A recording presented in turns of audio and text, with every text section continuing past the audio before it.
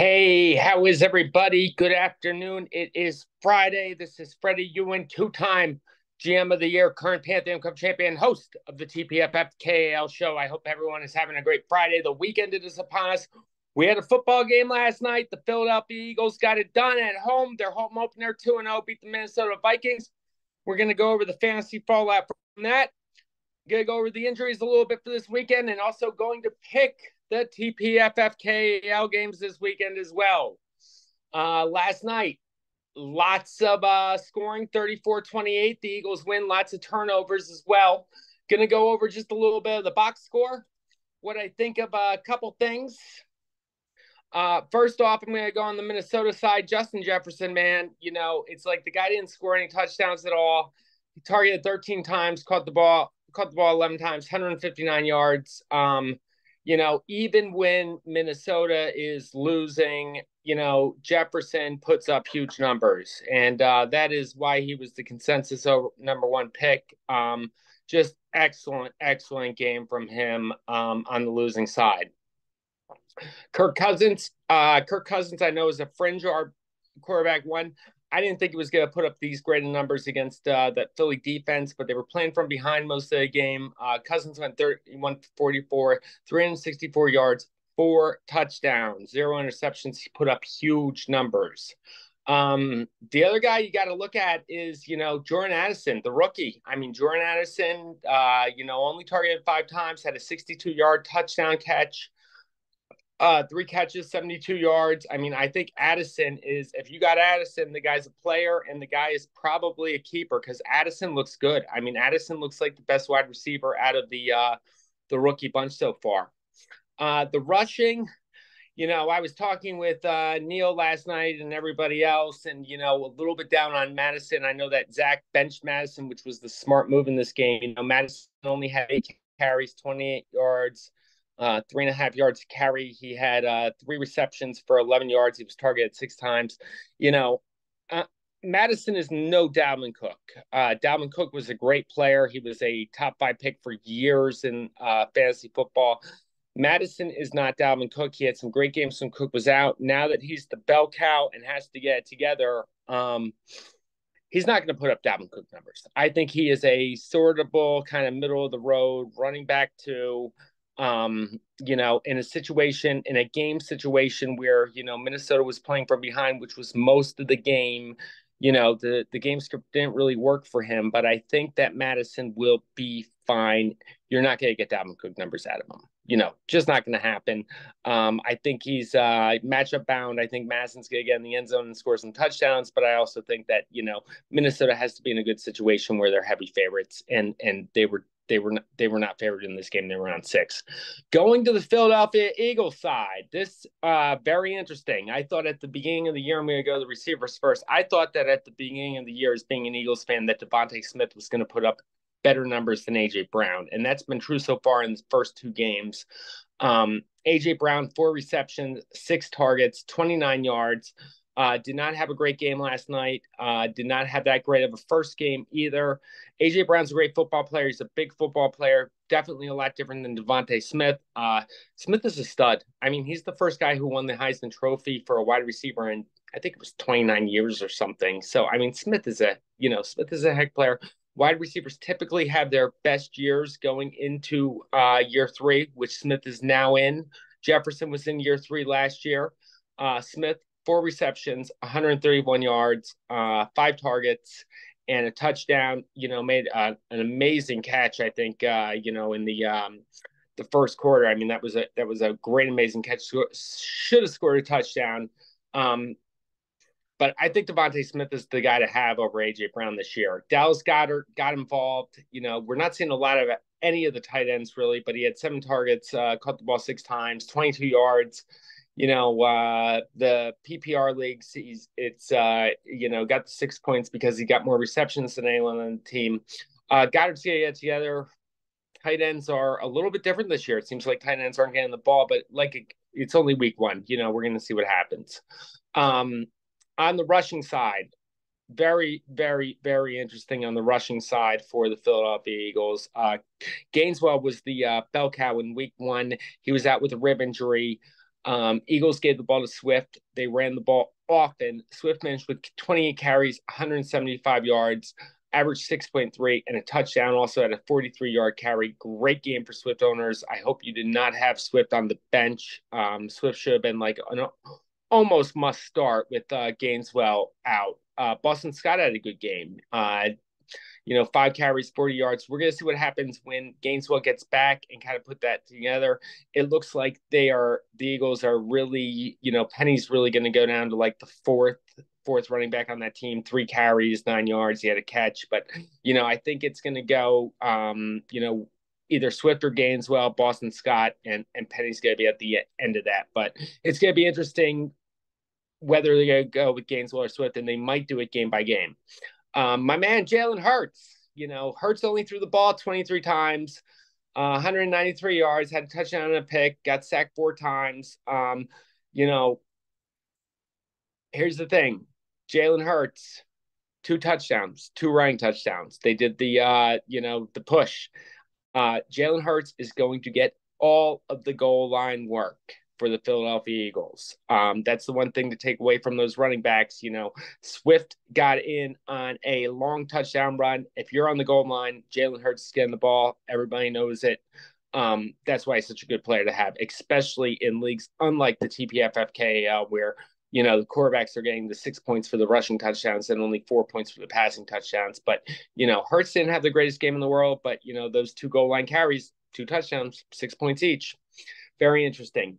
Gonna go to injuries really quick. Let me see if I can just bring up the injury report for everybody. It'll just take about a second or two. And just go over the injuries for this week. I did just see a whole bunch of injury things.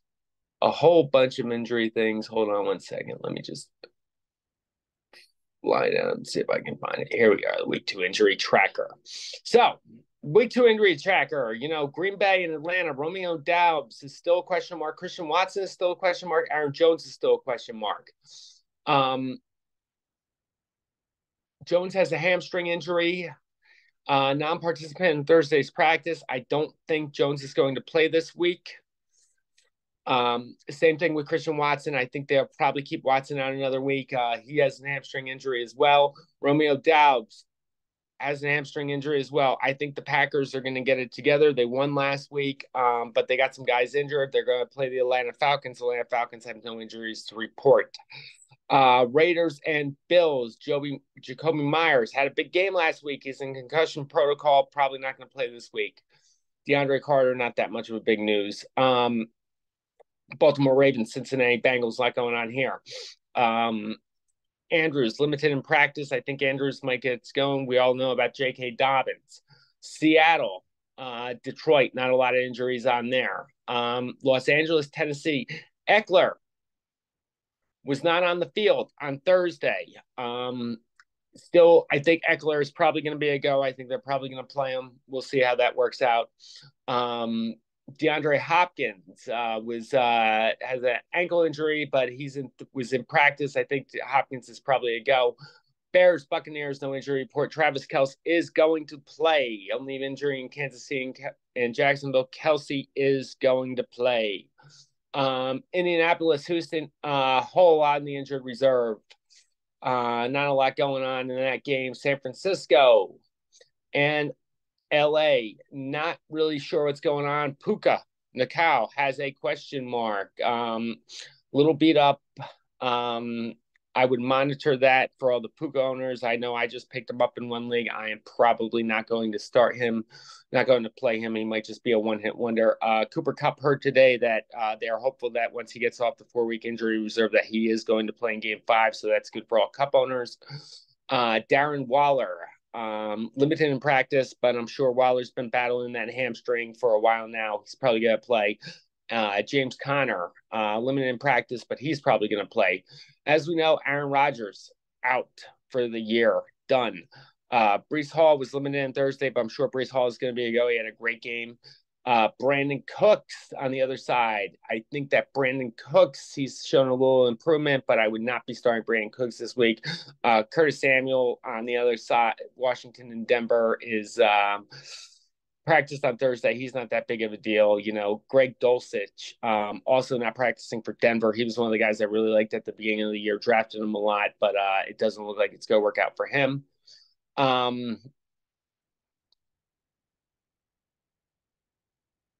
Pat Freiermouth, Pittsburgh Steelers. He was limited in Thursday. I'm sure that he's going to be a go. Deontay Johnson does not look like he's going to be a go for the Pittsburgh Steelers. And Johnson owners, you're going to have to find a plug-in for that. And that's it. That's the injury report. Make sure you monitor those injuries Sunday morning. Keep an eye on them. Make sure you got some backups or start thinking about them. Now it is time for my picks of the week in the TPFFKAL. I apologize to you, Rich. I did not pick them on the site. I wonder if I still can. Oh, I think I still can. But let me give you my picks of the week. So I'm going to start with the Red Sharks for semi-automatic. I think that's going to be a good game. I think Red Sharks semi-automatic is going to be a good game. I think semi-automatic's probably going to give them a little bit of a run, but I'm going to have to pick the Red Sharks in this one. Like I said, it's going to be a tough one for it's going to be a tough year this year for semi-automatic, but we got to speak to Devinder yesterday, and I think Devinder's psyched. He's pumped up. He's going to he's going to be playing. He's going to be putting guys in, and he's going to be playing, So I'm excited for Devinder. Next up, we have Chicken of the Cave and the Gronk Donks. Chicken of the Cave got some Devontae Smith action. They're favored to win. I think Chicken of the Cave gets their first week win this year, and they defeat the Gronk Donks.